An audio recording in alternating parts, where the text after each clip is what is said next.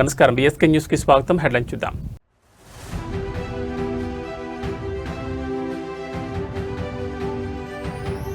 ప్రధాని మోడీ అధ్యక్షతన కేంద్ర కేబినెట్ కీలక భేటీ. యుద్ధ మేఘాల వేళ చమురు ధరలపై నజర్.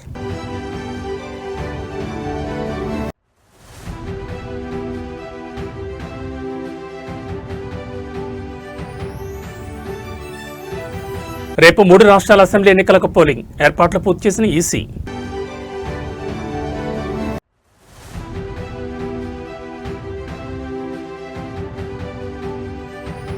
కాళేశ్వరం కమిషన్ నివేదికపై వేడని ఉత్కంఠ.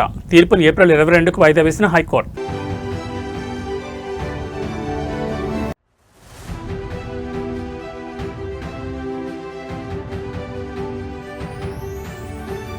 పశ్చిమాసియా సంక్షోభానికి తాత్కాలిక తెర. ఇరాన్పై దాడులకు విరామం ప్రకటించిన ట్రంప్.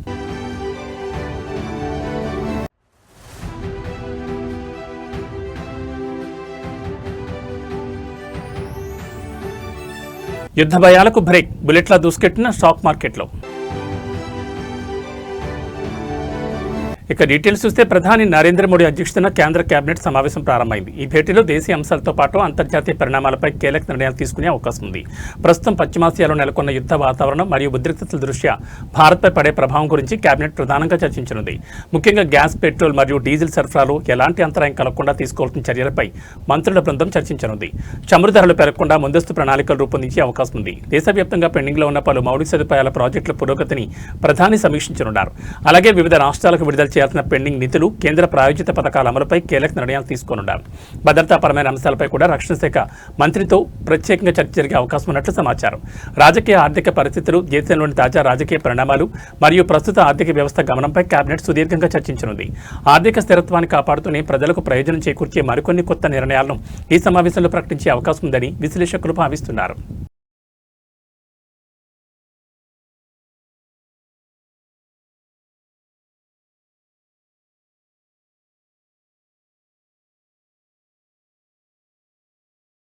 కేరళ, అస్సాంతో పాటు కేంద్రపాలిత ప్రాంతం పుదుచ్చేరిలో అసెంబ్లీ ఎన్నికల ప్రచారం ముగిసింది. మంగళవారం సాయంత్రం 5 గంటల తర్వాత ఎన్నికల ప్రచార రథాలు మూగపోయాయి. కాగా ఈ 3 రాష్ట్రాల్లో రేపు పోలింగ్ జరగనుంది. కేరళలో 140 అసెంబ్లీ స్థానాలకు గాను 30,471 పోలింగ్ కేంద్రాలు, అస్సాంలో 120 అసెంబ్లీ స్థానాలకు గాను 31,486, పుదుచ్చేరిలో 30 అసెంబ్లీ స్థానాలకు గాను 1,099 పోలింగ్ కేంద్రాల్లో ఎన్నికల కోసం అధికారులు పకడ్బందీగా ఏర్పాట్లు చేశారు. అయితే ప్రజా ప్రాతినిధ్య చట్టం 1951లోని సెక్షన్ 126 ప్రకారం ఎన్నికల ప్రచారం ముగిసిన తర్వాత బహిరంగ సభలు, ఊరేగింపులు, ర్యాలీలు, ప్రచారాలు చేయడం నిషేధమని ఎన్నికల సంఘం తెలిపింది.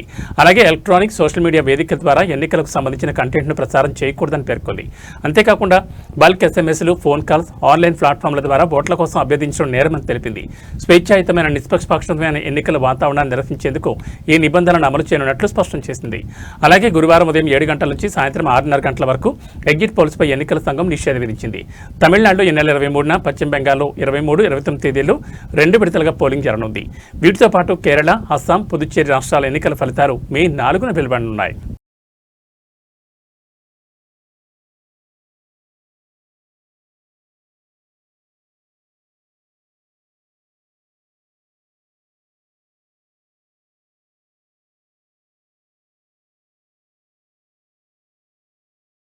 కాళేశ్వరం కమిషన్ నివేదికపై తీర్పు వాయిదా పడింది. రాష్ట్ర రాజకీయాల్లో సంచలనం రేపిన కాళేశ్వరం ప్రాజెక్టు అవకతవకలపై పీసీ ఘోష్ కమిషన్ ఏర్పాటు, దాని విచారణ ప్రక్రియను సవాల్ చేస్తూ దాఖలైన పిటిషన్లపై హైకోర్టు నేడు తుది తీర్పు వెల్లడించాల్సింది. ఈ క్రమంలో నేడు తీర్పు వస్తుందని అందరూ ఉత్కంఠగా ఎదురుచూస్తున్న నేపథ్యంలో తీర్పును ఈ నెల 22వ తేదీకి వాయిదా వేసింది ధర్మాసనం. కాళేశ్వరం కమిషన్ నివేదికపై గతంలోనే కేసీఆర్, హరీష్ రావు, ఐఏఎస్ స్మితా సబర్వాల్, మాజీ సీఎస్ జోషి సవాల్ చేసిన విషయం తెలిసిందే. కొన్ని నెలలుగా ఈ పిటిషన్లపై వాదనలు జరిగాయి. మార్చి 12న దీనిపై వాదనలు పూర్తవగా కోర్టు తీర్పును రిజర్వ్ చేసింది. కానీ అనూహ్యంగా జడ్జి తుది తీర్పును ఏప్రిల్ 22కు వాయిదా వేశారు. కమిషన్ నివేదికను కొట్టివేయాలని, అందులో ఉన్నవంతా అవాస్తవమన్నారు. రాజకీయ కక్షలో భాగంగానే ఈ కమిషన్ వేశారని ఆరోపించారు. కాగా ప్రజా ప్రయోజనాలను కాపాడేందుకే కాళేశ్వరంపై పీసీ ఘోష్ కమిషన్ వేశామని ప్రభుత్వం తెలిపింది. కాగా వాదనల సమయంలో కేసీఆర్ తరపు advocate commissioner of enquiry act నిబంధనలను ఉల్లంఘించారని కోర్టుకు తెలిపారు. నోటీసులు ఇవ్వలేదని, ఎక్కడ విట్నెస్తో క్రాస్ ఎగ్జామినేషన్ జరగలేదన్నారు. కాళేశ్వరం ప్రాజెక్టులో అక్రమాలు జరిగాయని, ఎలాంటి ఎంక్వైరీ లేకుండానే ప్రభుత్వం ఒక నిర్ణయానికి రావడంపై అభ్యంతరం వ్యక్తం చేశారు. హైదరాబాద్ నగరంలోని మీర్పేట్ పోలీస్ స్టేషన్ పరిధిలో గోవుల అక్రమ రవాణాను అడ్డుకునే ప్రయత్నం చేసిన ఒక వ్యక్తిపై దుండగులు దాడికి పాల్పడ్డారు. ఈ ఘటన స్థానికంగా కలకలం రేపింది. ప్రేమ్ కుమార్ అనే వ్యక్తి మీర్పేట్ పరిధిలో గోవులను అక్రమంగా తరలిస్తున్నట్లు గుర్తించి వాటిని అడ్డుకునేందుకు ప్రయత్నించారు. ఈ క్రమంలో రవాణా చేస్తున్న వ్యక్తులు ఆయనతో గొడవకు దిగి భౌతికంగా దాడి చేశారు. ఈ దాడిలో ప్రేమ్ కుమార్ గాయపడ్డారు. దాడి అనంతరం బాధితుడు ప్రేమ్ కుమార్ వెంటనే మీర్పేట్ పోలీస్ స్టేషన్ చేరుకుని పోలీసులకు ఫిర్యాదు చేశారు. తనపై దాడి చేసిన వారిని కఠినంగా శిక్షించాలని, అలాగే అక్రమంగా గోవులను తరలిస్తున్న ముఠాపై చర్యలు తీసుకోవాలని ఆయన కోరారు. బాధితుడి ఫిర్యాదును స్వీకరించిన పోలీసులు కేసు నమోదు చేసి దర్యాప్తును ప్రారంభించారు. ఘటనా స్థలంలోని సీసీటీవీ ఫుటేజ్లను పరిశీలిస్తున్నారు. నిందితులను త్వరలోనే పట్టుకుంటామని పోలీసులు తెలిపారు. అక్రమ రవాణాకు ఉపయోగిస్తున్న వాహనం ఎక్కడి నుంచి వచ్చింది, ఎక్కడికి వెళుతోంది అనే కోణంలో విచారణ జరుపుతున్నారు.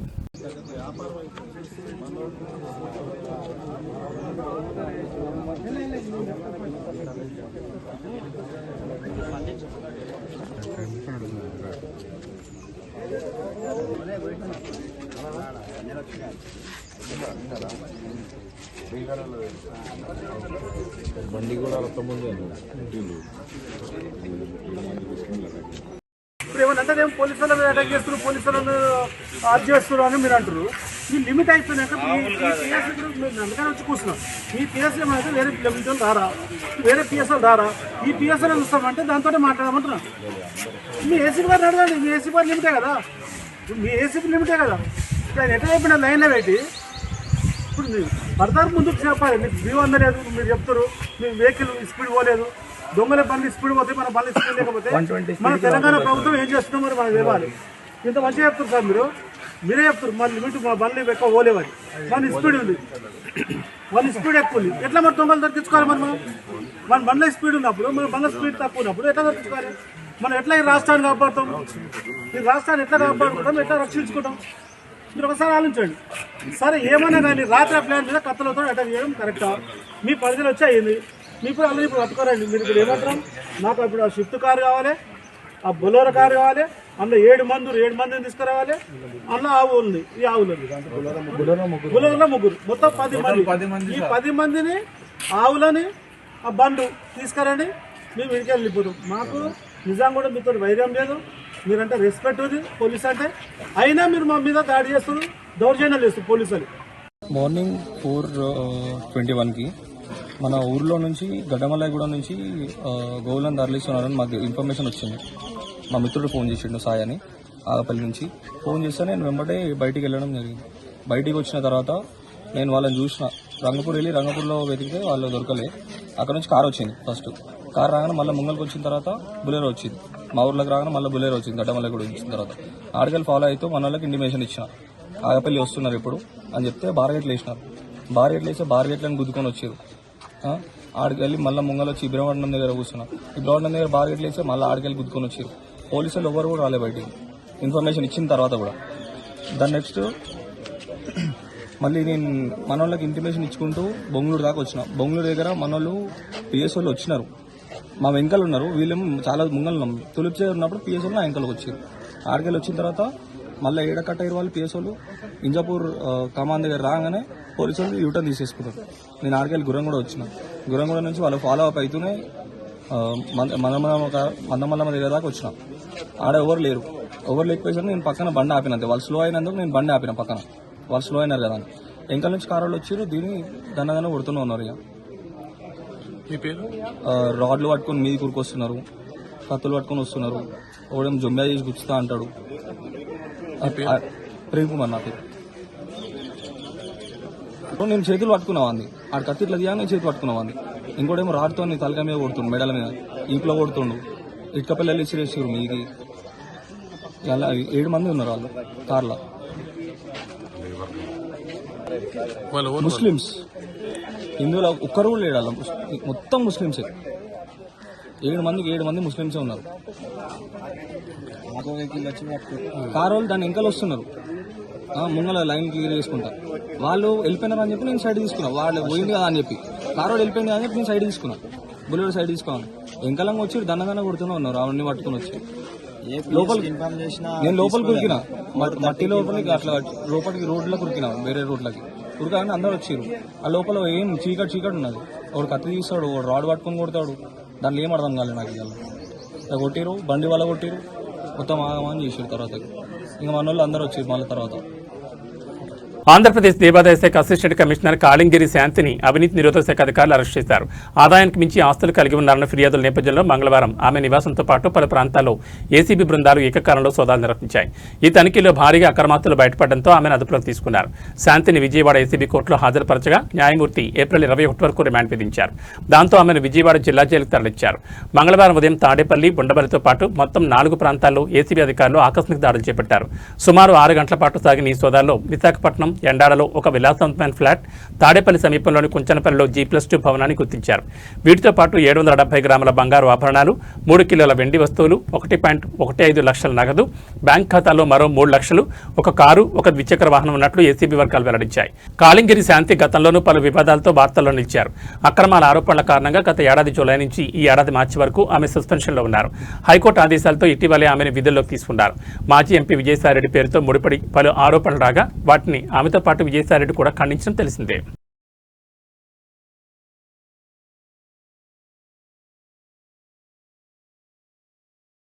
విజయవాడ టెర్రర్ లింక్లో హైదరాబాదీ సైదా బేగం విచారణలో సంచలన విషయాలు వెలుగులోకి వచ్చాయి. మహిళలను ఉగ్రవాదం వైపు ఆకర్షించేలా సైదా బేగం బాధ్యత తీసుకున్నట్లు గుర్తించారు. మహిళలను రిక్రూట్ చేసుకునేలా సైదా బేగంకు ఉగ్రవాదుల టార్గెట్ ఇచ్చినట్లు విచారణలో వెల్లడైంది. ఇప్పటివరకు 42 మంది అమ్మాయిలను సైదా రిక్రూట్ చేసినట్లు అధికారులు గుర్తించారు. అమ్మాయిలకు స్నిప్పర్ రైఫిల్, షూటింగ్ వంటి వాటిలో ట్రైన్ చేయాలని టెర్రరిస్టులు ఆదేశాలు ఇచ్చినట్టు తేలింది. కమాతీన్ పేరుతో స్పెషల్ వాట్సాప్ గ్రూప్ మెయింటైన్ చేసిన సైదా బేగం మరింత ఎక్కువగా యూత్ను ఇస్లాం వైపు ఆకర్షితం చేసి నెట్వర్క్ పెంచాలని జిహాదీ గ్రూప్స్ నుండి ఆదేశాలు వచ్చినట్లు నిర్ధారణ అయినట్టు తెలిపారు. ఇందులో Osama bin Laden, Zakir Naik video share చేస్తూ అమ్మాయిలను ఉగ్రవాదం వైపు మళ్లించింది సైదా బేగం. ఇన్స్టాగ్రామ్లో 40 అకౌంట్లు తెరిచి జిహాదీ వీడియోలు పోస్ట్ చేస్తూ యూత్లో ఐడియాలజీ నింపింది. మదర్సాల్లో మతపరమైన శిక్షణ అయ్యాక వెపన్ ట్రైనింగ్కు సన్నాహాలు చేసినట్లు వెల్లడైంది. వాట్సాప్, ఇన్స్టా అకౌంట్లో కుప్పల కొద్దీ PDF ఫైల్స్ స్వాధీనం చేసుకున్నారు పోలీసులు. బ్లాక్ పౌడర్ మేకింగ్, పేలుడు పదార్థాల తయారీ వంటి వీడియోలు ఉన్నట్లు గుర్తించారు. వీటిని ట్రైనింగ్, రిక్రూట్మెంట్కు సంబంధించినవిగా గుర్తించారు. ప్రస్తుతం ఉగ్రవాద లింకులపై పోలీసులు లోతుగా దర్యాప్తు చేస్తున్నట్టు తెలిపారు. తర్వాత ఉగ్రవాద నెట్వర్క్లో మరిన్ని వివరాలు వెలుగులోకి వచ్చే అవకాశం ఉంది.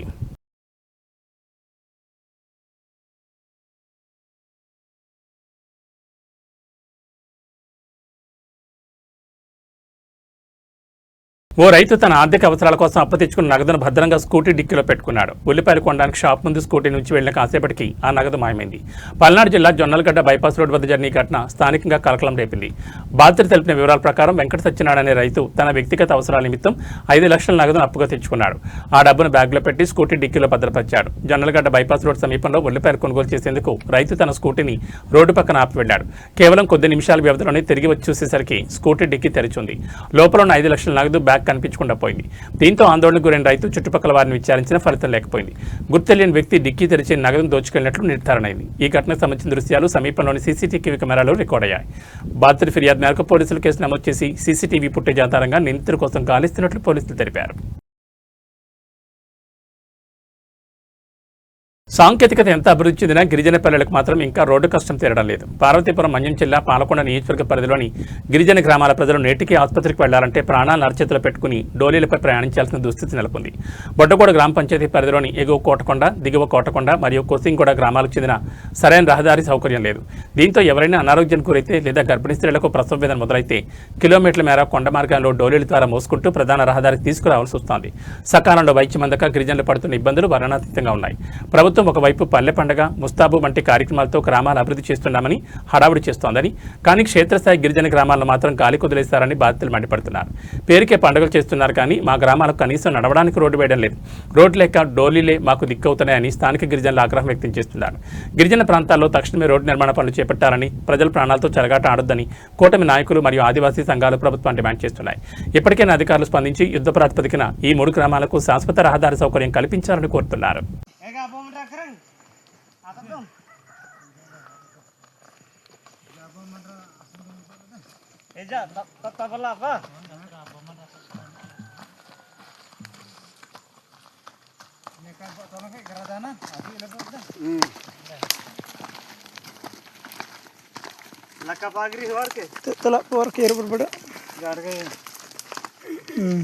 అందరికీ నమస్కారం.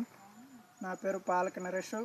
పార్వతీపురం, మన్యం జిల్లా, కోటకొండ గ్రామం, బామ్ని మండలం, బొడ్డగూడ గ్రామ పంచాయతీ. ఇప్పటి వరకు ఇంకా మాకు రోడ్డు సౌకర్యాలు అన్నది మాకు ఎవరు పెద్ద పై అధికారులను ఇంతవరకు మాకు ఏది కల్పించలేదు. కావున ఇందుకు మా గ్రామంలో ఎటువంటి సమస్యలు వచ్చినా కానీ బాధ వచ్చినా కానీ ఇలాగా దోణి కట్టుకుంటూ ఇలాగ మోసుకుంటూ తీసుకెళ్ళవలసి వస్తుంది. చూస్తే బామిని నుంచి కోటకొండ నుంచి బామిని చూస్తే సుమారుగా 10 కిలోమీటర్లు 6-7 కిలోమీటర్లు వస్తుంది. మా సమస్యని అర్థం చేసుకుంటారని పై అధికారులను తెలియచేస్తూ ఈ చిన్ని మాటలతో ముగిస్తున్నాము. హైదరాబాద్ వనస్థలిపురం పోలీస్ స్టేషన్ పరిధిలోని హస్తినాపురంలో అర్ధరాత్రి ఘోర రోడ్డు ప్రమాదం జరిగింది. మధ్యమత్తులో కారు నడుపుతూ డ్రైవర్ సృష్టించిన బీభత్సానికి 2 బీటెక్ విద్యార్థులు ప్రాణాలు కోల్పోగా మరో వ్యక్తి పరిస్థితి విషమంగా ఉంది. మధ్యమత్తులో ఉన్న కారు డ్రైవర్ అమిత వేగంతో అజాగ్రత్తగా కారు నడుపుతూ హస్తినాపురం వద్ద తొలుత రోడ్డుపై నడుచుకుంటూ వెళుతున్న ఒక వ్యక్తిని ఢీకొట్టాడు. ఆ తర్వాత బైక్పై వెళుతున్న 2 బీటెక్ విద్యార్థులను బలంగా ఢీకొట్టారు. ప్రమాద తీవ్రత ఎంతలా ఉందంటే బైకును సుమారు 100 మీటర్ల మేర ఈడ్చుకెళ్లిన కారు అనంతరం రోడ్డుపై పల్టీ కొట్టింది. ఈ భీకర ప్రమాదంలో బైక్పై వెళుతున్న 2 విద్యార్థులు అక్కడికక్కడే మృతి చెందారు. వీరిని బీటెక్ చదువుతున్న యువకులుగా గుర్తించారు. కాగా కారు ఢీకొన్న మరో వ్యక్తికి తీవ్ర గాయాలు కావడంతో చికిత్స నిమిత్తం స్థానిక ఆసుపత్రికి తరలించారు. ప్రస్తుతం అతని పరిస్థితి విషమంగా ఉన్నట్లు సమాచారం. కారు నడిపిన వ్యక్తి మద్యం సేవించున్నట్లు పోలీసులు ప్రాథమికంగా నిర్ధారించారు. మద్యం మత్తులో నియంత్రణ కోల్పోయి అతివేగంగా డ్రైవ్ చేయడమే ఈ వివాదానికి కారణమని స్థానికులు ఆగ్రహం వ్యక్తం చేస్తున్నారు. పోలీసులు ఘటనా స్థలానికి చేరుకుని మృతదేహాలను పోస్టుమార్టం నిమిత్తం తరలించారు. ఈ ఘటనపై కేసు నమోదు చేసిన వనస్థలిపురం పోలీసులు డ్రైవర్ అదుపులోకి తీసుకుని దర్యాప్తు చేస్తున్నారు.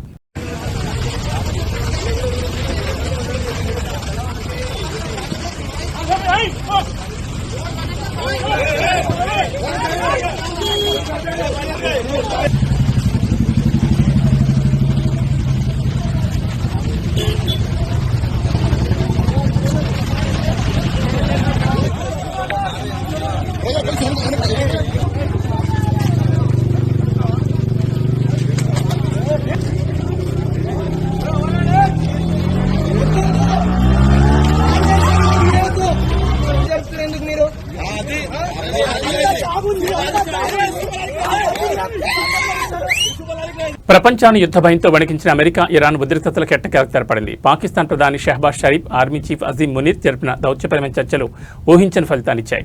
వారితో చర్చల అనంతరం అమెరికా అధ్యక్షుడు డొనాల్డ్ ట్రంప్ కాల్పుల విరమణను అధికారికంగా ప్రకటించారు. శాశ్వత శాంతి దిశగా అడుగులు వేస్తున్నామని, ప్రపంచ క్షేమం దృష్ట్యా ఈ నిర్ణయం తీసుకున్నామని ట్రంప్ వెల్లడించారు. ఈ కాల్పుల విరమణ ఒప్పందాన్ని ఇరాన్ కూడా ధృవీకరించడంతో అంతర్జాతీయ సమాజం ఊపిరి పీల్చుకుంది. ఈ ఒప్పందంలో భాగంగా ప్రపంచ వాణిజ్యానికి అత్యంత కీలకమైన హార్ముజ్ జలసంధిని తిరిగి తెరిచేందుకు ఇరాన్ అంగీకరించింది.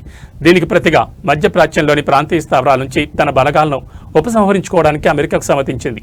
ఈ మేరకు ఏప్రిల్ 10న ఇస్లామాబాద్లో ఉభయ దేశాల ప్రతినిధులు సమావేశమై 10 పాయింట్ల శాంతి ఒప్పందం ప్రణాళికపై చర్చించనున్నారు.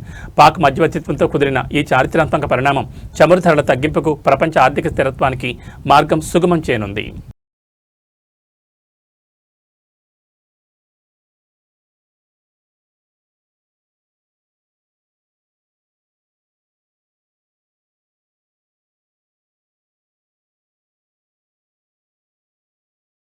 కొనుగోలుదారులకు బంగారం, వెండి ధరలు ఊహించని షాక్ ఇచ్చాయి. బుధవారం ఉదయం 10 గంటల తర్వాత హైదరాబాద్ బులియన్ మార్కెట్లో ఈ 2 లోహాల ధరలు భారీగా పెరిగాయి. 24 క్యారెట్ల బంగారం 10 గ్రాముల ధర ఏకంగా 3,980 పెరిగి 1,53,820కి జంప్ అయింది. 22 క్యారెట్ల బంగారం 10 గ్రాముల ధర 3,650 పెరిగి 1,41,000కి చేరింది. మరోవైపు వెండి ధర కూడా పెరిగింది. కిలో వెండిపై 10,000 పెరిగింది. ప్రస్తుతం కేజీ వెండి ధర 2,65,000కి చేరింది. ఇరాన్పై ట్రంప్ కాల్పుల విరమణ ఒప్పందం ప్రకటించడంతో క్రూడాయిల్ ధరలు భారీగా తగ్గగా స్టాక్ మార్కెట్లు భారీ లాభాలతో మొదలయ్యాయి. ఈ క్రమంలో బంగారం, వెండి ధరలు తగ్గుతాయని ఎదురుచూసిన వారికి నిరాశ ఎదురైంది. సీజ్ ఫైర్ ప్రకటనతో బంగారం, వెండిపై పెట్టుబడులు పెరగడం, కొనుగోళ్లకు డిమాండ్ ఉండడంతో వీటి ధరలు పెరిగినట్లు మార్కెట్ నిపుణులు చెబుతున్నారు.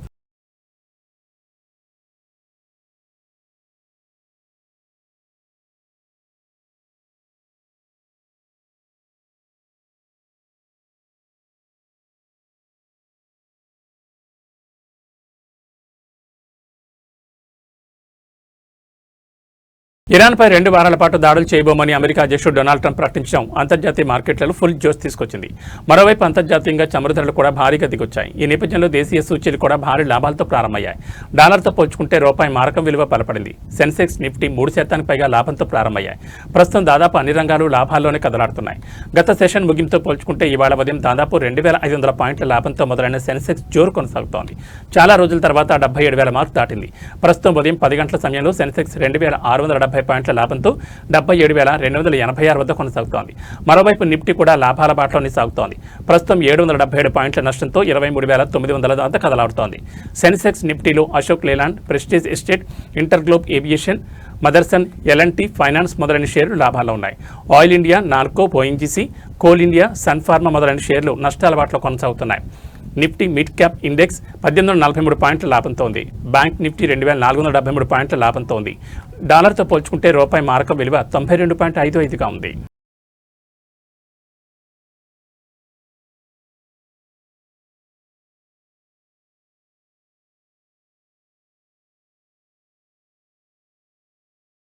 ఏబీ బులెటిన్ విశేషాలు. నమస్కారం.